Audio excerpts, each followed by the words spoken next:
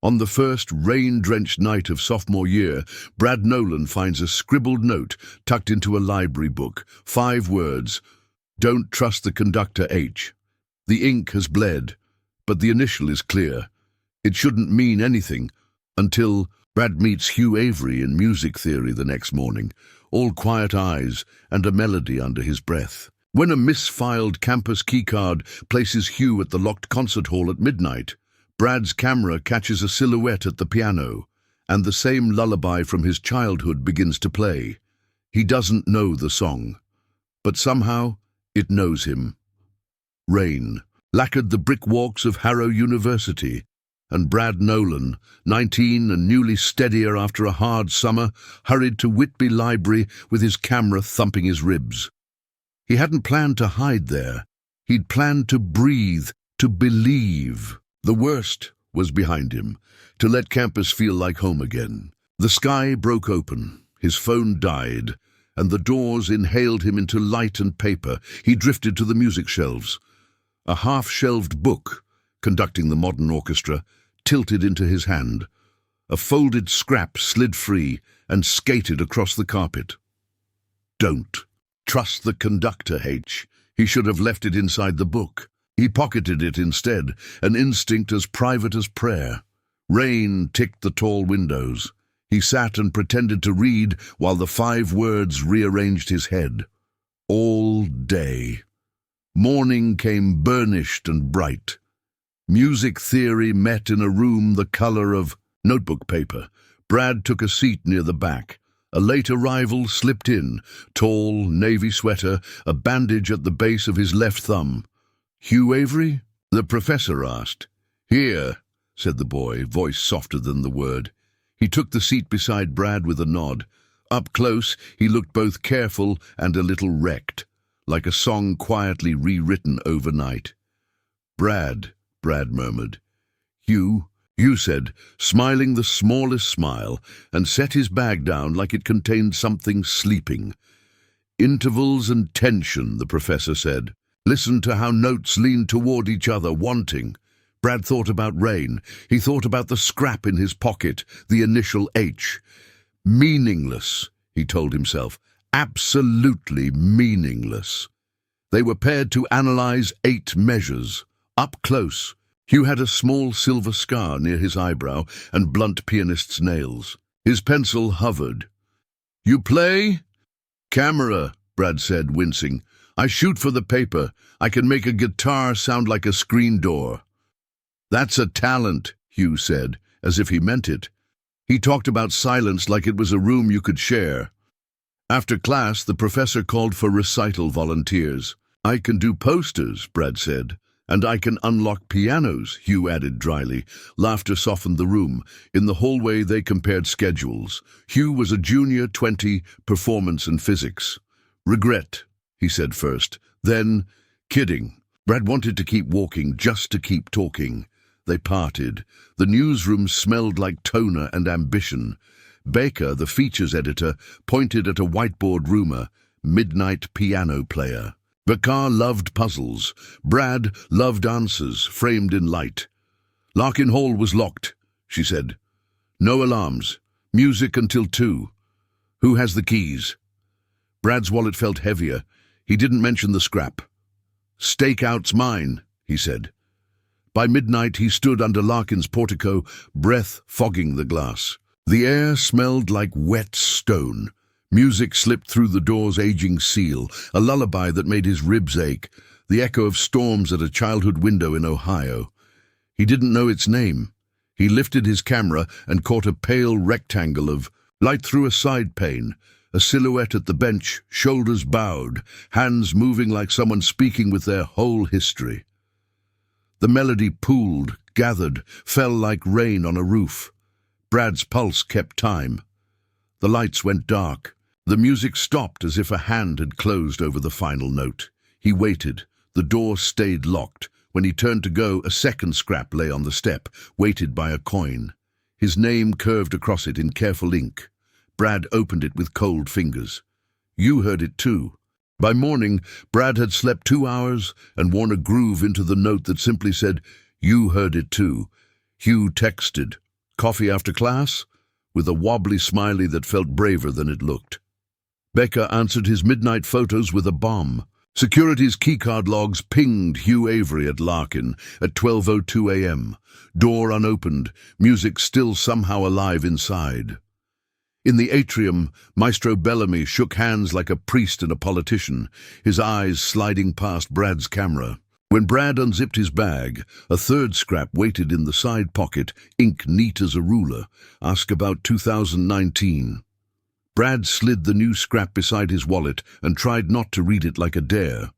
The campus cafe hummed with milk steam and bad acoustics. Hugh waved from a corner, sweater sleeves pushed to his forearms, that bandage still guarding his thumb. Up close, he looked more awake than Brad felt. They traded ordinary lines. "How'd you sleep? Did you find the practice rooms?" And neither of them believed the answers they gave. Brad's camera rested between them like a chaperone.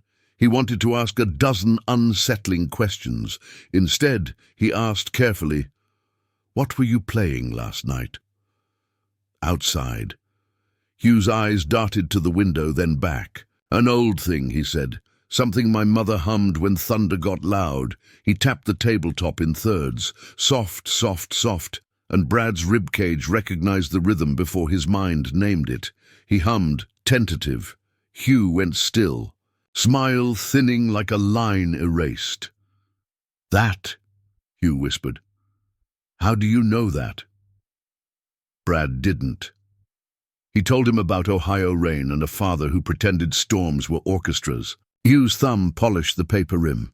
"Cute," he said, and meant grateful. When Brad asked about the bandage, Hugh answered, "Broken glass."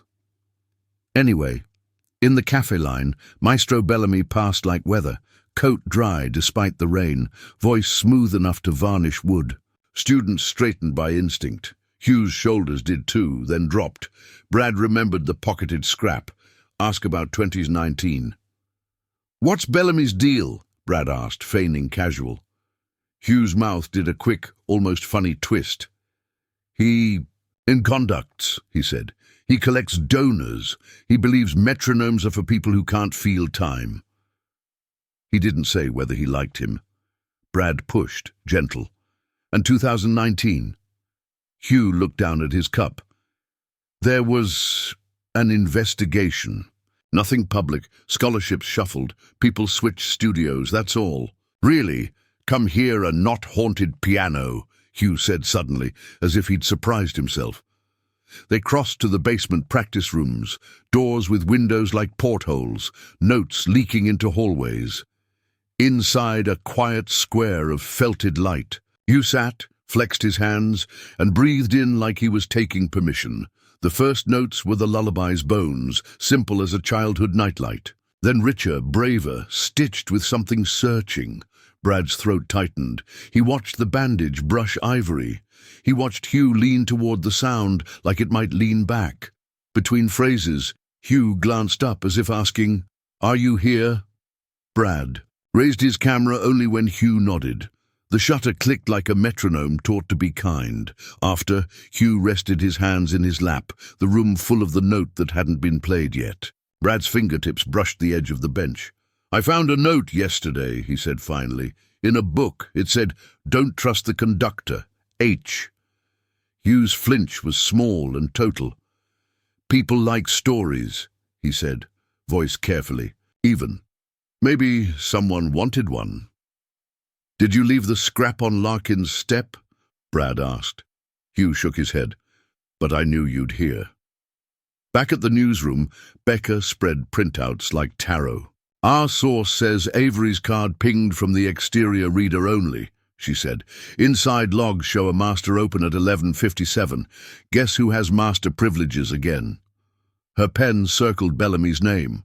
Brad's stomach went cold and careful.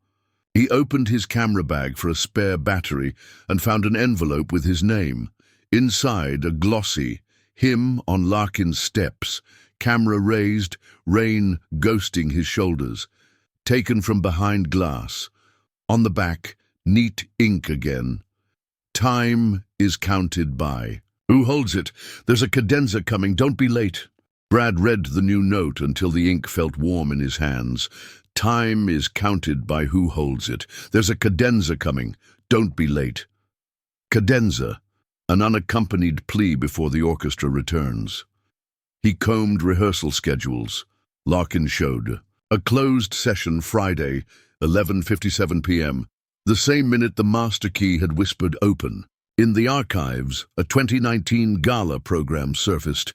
Bellamy, donors, a prize scratched out, a margin scrawl, unauthorized cadenza, and a photo, two Averys at one piano, older and younger, like moon phases. Brad texted Hugh, "We need to talk." Hugh, after a beat, "I know." They met on the steps outside the planetarium, where rain rinsed the stone until it gleamed. Hugh's sweater was darker with wet, his hair pushed back with the heel of his hand. Brad held the 2019 program between his fingers like a fragile bird. He passed it over without speaking. Hugh looked down, and his throat worked. "Hollis," he said. "My brother," the name hung there, a bell struck once. Brad sat. "The duet photo." He touched the paper. "You were kids," Hugh nodded. "Senior year for him." I was the echo he wished he could quiet. He said it without bitterness, which made it sadder. He played for Bellamy, won prizes, spoke softly, played loudly. Brad breathed around the new shape of things. "The notes. Who's leaving them?" Hugh traced the scratched-out line where Hollis's name should have been. "Avery Prize. Revoked. If I knew, I would have left campus the day the first one found me," he said. "If I knew, I wouldn't have put a bandage on my thumb and called it broken glass." Brad let the silence be a room. "Tell me about 2019. Hugh folded, then unfolded, the program. The rain grew a little gentler, as if a conductor had lowered his hands. At the gala, Hollis played Rachmaninoff, he said. "Bellamy hates surprises." Hollis added a cadenza he'd written the week our mother went into the hospital. He said music without risk was furniture.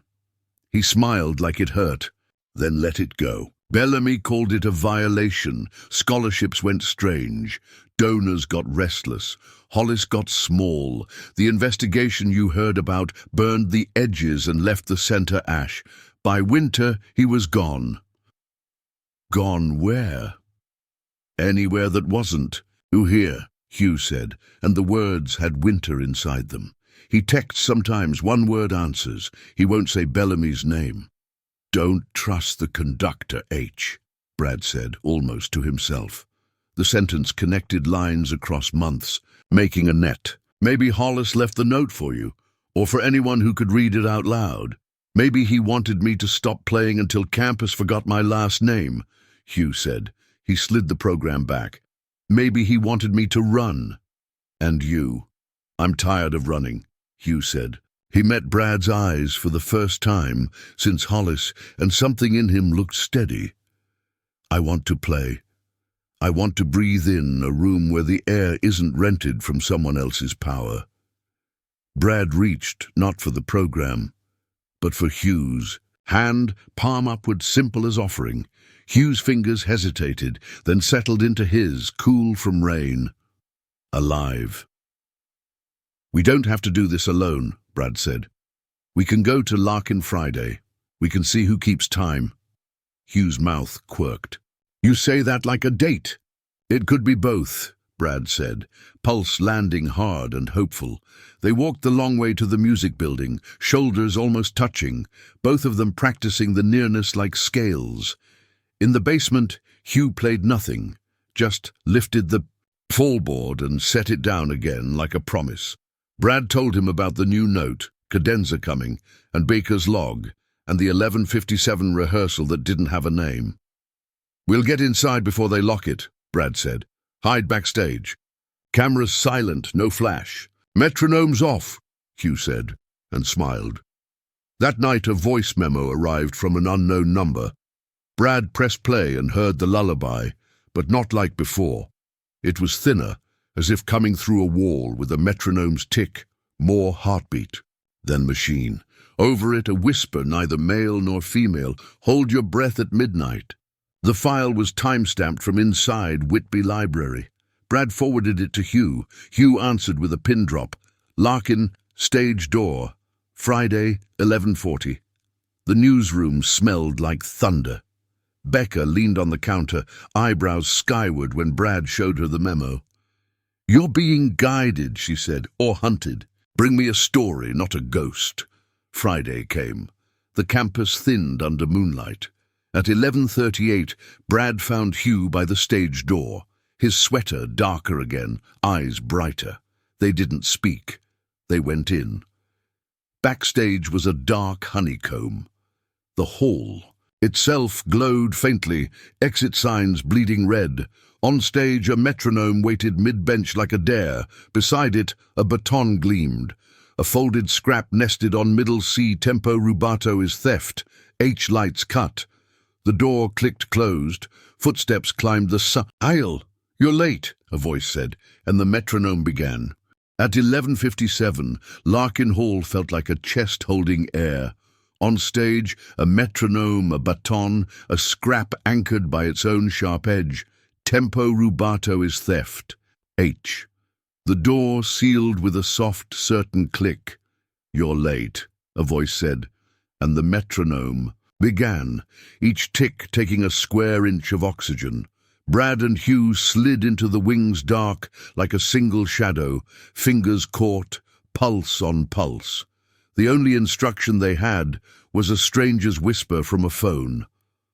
"Hold your breath at midnight." When the exit signs winked 12, the tick changed, not louder but layered. A second pulse started speaking under the first. The metronome's pendulum swung, patient and merciless. Tick, tick, tick. The sound found the soft places in Brad's head and hammered them flat. He counted without meaning to, 10, 20, 30, measuring. Time, the way the note warned it would be measured, by whoever held it. Steps crossed the aisle. Maestro Bellamy's profile cut through the stage wash, sharp as a baton itself. He set his hand on the metronome, like a man claiming an altar. "You're late," he repeated to the empty hall, to someone he'd invited or imagined. He adjusted the tempo to a clinically slow 60. "Tempo is spine," he said to the air. "Let students tear flesh if they must. We keep the bones." A second shape ghosted in behind him, the head stagehand, keys chiming like a small warning. "Securities out front," she whispered. "We good, Maestro?" "We're good," he said. "The donor is listening," and he tipped his chin toward the first row, where a phone screen glowed dimly, a call on mute. "I want them to hear how obedience sounds." Hugh's hand tightened around Brad's. Brad squeezed back, a silent promise. The scrap on middle C glared from where the stage light grazed it. Tempo rubato is theft. H. The H looked like a brand. Brad slid his camera up beneath his jacket. He set the shutter to silent, no click, no giveaway. The lens drank Bellamy's. Face, the baton, the metronome's gilded pendulum. He thought of Becca, of headlines, of proof with breath on it. He thought of Hugh's thumb bandage and the way he'd said furniture when he meant cowardice. "People forget," Bellamy said quietly, as if confiding in the cathedral of wood and air. "In 2019, they forgot that a hall is a contract." The boy thought grief excused chaos. He learned. They all learn. He placed the baton neatly on the bench. "We will welcome the younger Avery back properly. Monday, 8 p.m. He will apologize to the room, and the room will forgive him." The words slid cold into Brad's spine. Hugh's hand went from cold to colder, then to steady. The exit signs flickered as the digital clocks turned. Midnight. Brad remembered the memo. "Hold your breath." He did. Hugh did. Without their breath, the room shifted. The metronome's tick seemed farther away, and something else surfaced beneath it. Short, long, long, short, a pattern that wasn't rhythm so much as language. Brad's father had tapped out rain like Morse on windows when storms bloomed over Ohio fields. The pattern teased that memory awake. He leaned closer to Hugh's ear. He didn't speak. He tapped lightly into Hugh's palm what he heard. B-E-N-C-H. Hugh nodded, a tiny movement, eyes wide in the near dark. On stage, Bellamy lifted the scrap on middle C, read it, and smiled. A teacher's smile with the warmth taken out. He turned the paper over as if expecting something. Brad's breath ran out. He let it back in slow, so it didn't rustle the wing. "Listen," Bellamy said to the phone in the front row. "Do you hear how the room obeys the beat? Even empty. It knows who keeps time." Silence followed him out. The metronome, the last thing to leave. The stagehand gathered the baton, then hesitated, pocketed it instead. The door slipped its click again. Security footsteps retreated down the side hall. Brad and Hugh waited for 36 ticks, then moved as one. On stage, the metronome wagged. At them like a scolding finger, Hugh reached past it, lifted the full board, drew out the bench. Underneath, taped to the crossbar, a flash drive glinted like a small tooth. Beside it, a folded index card. Brad peeled the card free. 2 handwritings. The neat, ruler-straight ink he knew. "Cadenza belongs to the player. Don't let him take yours." And beneath it, in a cramped, urgent hand, he didn't. "For H, breathe before you begin." "Hollis," Hugh breathed, the word breaking on the edges. He thumbed the flash drive, the way you touch a relic. That's his lowercase s. He always looped it like that. They pocketed both. Hugh turned the metronome off with 2 fingers. The sudden quiet was almost a sound. Outside, the air smelled like rain remembered. They didn't talk until the planetarium came into view, a dark dome against a darker sky. Then Hugh stopped. The wet made his hair curl at his temple. He looked at Brad as if the night had peeled everything extra away. "I hate him," Hugh said, calm as a cadence. "I hate that he thinks he owns breath. I hate that I let him teach me to be small." "You aren't," Brad said, more fiercely than he meant to. "You're the room. He just rented it for a while." Hugh laughed, shaky, beautiful. "That's terrible," he said. "I like it." Brad lifted a hand and touched the bandage at Hugh's thumb. "Monday," he said. "We don't let him count you." He thought of the flash drive, of Becca's hungry brain, of headlines with names. He thought of the way Hugh had held still at midnight, trusting him to hear. "Brad," Hugh said, and the name had weight.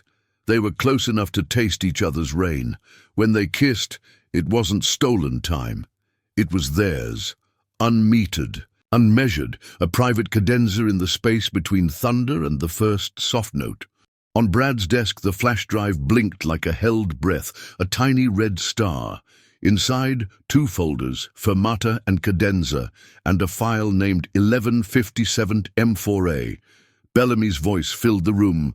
Mute interior logs. "The donor prefers discipline."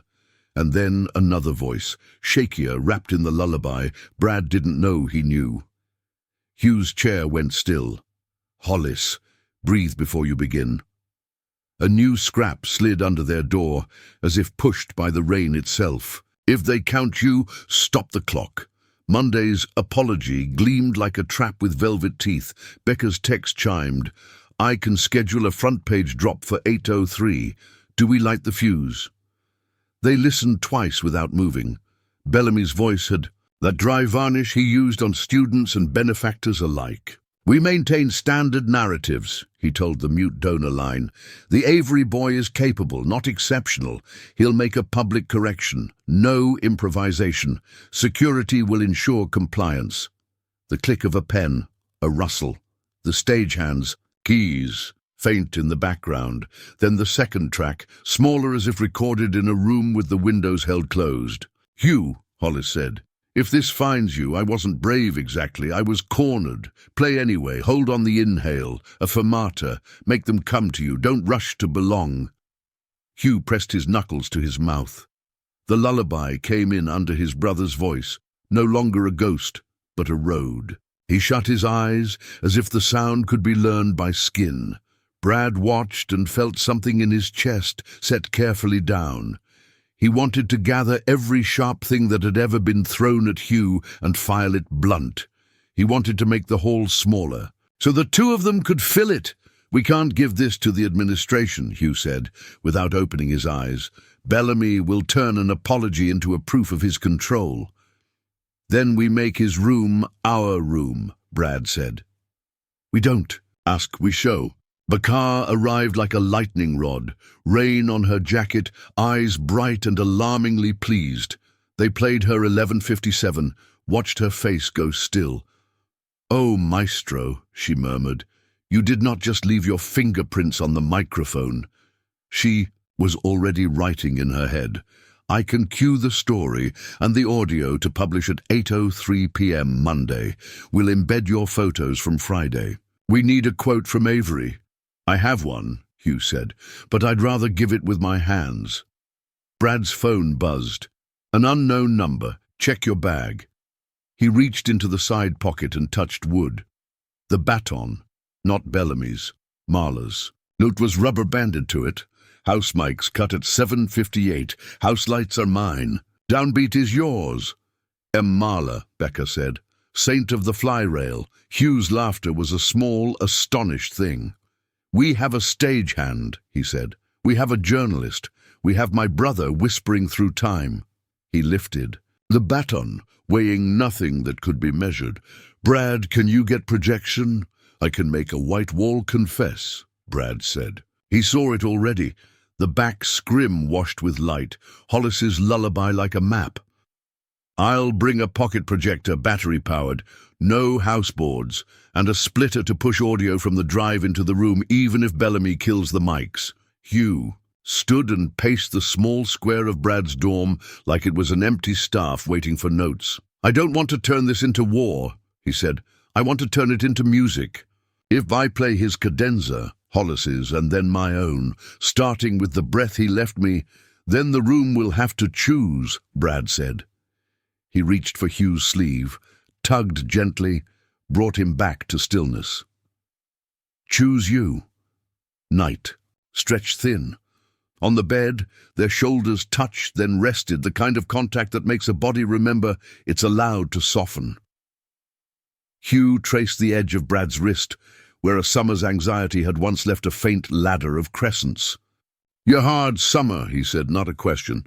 My dad left," Brad said, "not like a villain, like a man who forgot the downbeat. I started photographing rooms so I'd have proof I'd lived in them." He huffed a laugh that wasn't funny. "You made a room that looks back." Hugh bent and kissed the wrist, a reverence that felt like rescue. "We'll hold it together," he said. "Fermata." Sunday slid over them like a rehearsal nobody could stop from ending. They ran charts, cables, batteries, backups. Baker set the story to publish and drafted a campus alert with an editor's cold grace. Marla texted from Larkin, "I can give you 60 seconds of darkness at Etoile. If he tries to cut power, I'll light stay. Donors still see." At dusk, a final scrap waited on the planetarium steps, weighted by a dime. "Count the rests," it said. And beneath, smaller, "I'll be there in the dark." Hugh folded it carefully, as if notes had bones. "Hollis," he whispered, and the whisper sounded like a prayer you say when you've stopped asking and started answering. They walked the long loop home without speaking, the world held on an inhale. Monday waited like a chord that knew how it wanted to resolve. Seats filled with donors and freshmen, and the curious, Larkin Hall looked surgical under house lights. At 7:55, Brad tucked a pocket projector beneath his seat. At 7:56, Marla texted an emoji. Scissors. Hugh rolled his shoulders backstage and pressed his palm to the piano lid as if greeting an animal. Bellamy rehearsed a smile near proscenium. "If they count you, stop the clock," the last note had warned. "Count the rests." 7:58, the mics thinned to silence. 7:59, Bellamy's baton lifted. 8, cheat, the lights breathed. Hugh stepped into the light and didn't speak. He inhaled and held it, holding the room with him. Bellamy moved to the lectern and tapped the dead mic. The soft thump echoed uselessly. "Ladies and gentlemen," he projected, schooling the room with his teeth. "A brief correction before we begin." He tipped his chin toward Hugh. "Mr. Avery will address an earlier misapprehension about spontaneity." Hugh did not approach the microphone. He folded onto the bench like a diver to a familiar ledge and set his hands on his knees. Brad, 3 rows back with Becca's sharpened silence beside him, watched the clock in his camera's viewfinder. "Count up from 8:01, count the rests." "Mr. Avery," Bellamy said, a velvet edge appearing. He lifted the metronome he'd hidden at the lip of the stage, set it to an obedient 90, and clicked it on. Tick, tick. The baton hovered, hungry to bite the air. Hugh closed his eyes and didn't move. Marla's house lights sighed to half. The aisle light stayed, a low river. The mic remained dead. Phones blinked into faces like moths. Brad kept breathing with Hugh. In 2, hold. In 4, hold. His thumb hovered over the projector's hidden remote. Bekar's post sat coiled in the paper's admin queue, timed for 8:03. Bellamy took a half-step toward the bench, smile thinning. "Now, if you'll—" Hugh opened his eyes. He looked into the dark where he knew Brad sat, found him like a lighthouse finds a boat. Brad nodded once. 03 landed like the softest storm. The back scrim bloomed to life, white, then graphite text, tall and spare. Cadenza belongs to the player. Below, smaller, a second line, breathe before you begin. Hollis's lowercase s looped, itself across the wall. The speakers Brad had hidden under the front row woke and whispered Bellamy's own voice into the hall. "We maintain standard narratives. The Avery boy is capable, not exceptional. He'll make a public correction. No improvisation." Laced under a distant lullaby. Heads turned. Donors' phones lit with Becca's headline and a play button. In the 3rd row, a woman put a hand over her mouth. Bellamy's face went winter. "Turn that off," he said, but the houseboard was not his. Marla's figure was a shadow at the rail. Security stayed where the donors could see them because optics were a kind of tempo too. Brad felt the room shift. The power left the baton and moved to the bench. Hugh lifted his hands. No apology. No permission. He began with their mother's storm song, simple as a porch light, and tilted it until it became Hollis's cadenza. Scales strung like lanterns, chords striking sparks off the wood. He played as if time could be persuaded, rather, then obeyed. The rests were longer than Bellamy would allow, and between them he slipped whole summers of breath. The metronome's tick, still on, became scenery, then rumor, then gone. Brad shot without looking at the screen, trusting the sound. To frame what the lens couldn't, he saw a figure rise at the back, felt the recognition before his mind named it. Hollis moved down the aisle with a careful, breakable grace, older and exactly the same. The silver of his eyebrow scar catching the aisle lights. The lullaby threaded through the hall and found him. He stopped at the orchestra pit and set a coin. On the ledge, anchoring the moment like all their notes had been anchored, dimes and breath and paper. Hugh felt him without turning. His left hand dropped to a darker register, river deep, while his right stitched something new over it. His cadenza. Not a rebellion, but a return. It wasn't loud, it was sure. He counted the rests the way you count a beloved's freckles. Not to measure, to memorize. In the longest hold, the whole room leaned forward and held with him. "Breathe," Hollis said softly, and the word carried. Hugh did. Then he finished it. 3 notes that sounded like yes and home and rain on an Ohio window. He lifted his hands a fraction before the final chord died, as if he could catch the ending and make it wait. Silence opened like a curtain. Then the applause, at first from the edges, then the center, then the students standing, their palms stinging, their voices rising into the lullaby as if it had always been theirs. Some donors clapped politely and checked their screens. Others didn't clap at all. Bellamy stepped forward, found the path blocked by Marla's cool, unbothered stance. the baton he'd lost, sitting on the bench like a harmless twig. Becca was already filming, already framing. The dean appeared at the aisle, expression careful, eyes sharp. Security didn't move. Power had changed seats. Hugh stood. He turned toward the dark at the back, and Hollis climbed the few steps and crossed the span of stage no one had let him cross in 2019.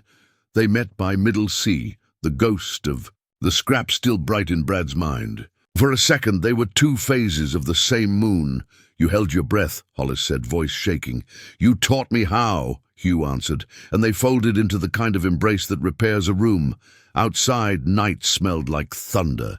And thinking about it, Brad and Hugh stepped into it together. Hollis, a promise a few paces behind. Becca, a flurry of headlines. Marla laughing like someone who knows where the switches are. The campus buzzed with phones and breath. On the steps, Hugh leaned into Brad, forehead to forehead, the metronome finally quiet. Don't trust the conductor, Hugh said, gentle as a vow. Trust the ones who hold you when the beat stops. Time is counted by who holds it, Brad said. Let's hold it together. They kissed, unmeasured, the world waiting on their downbeat.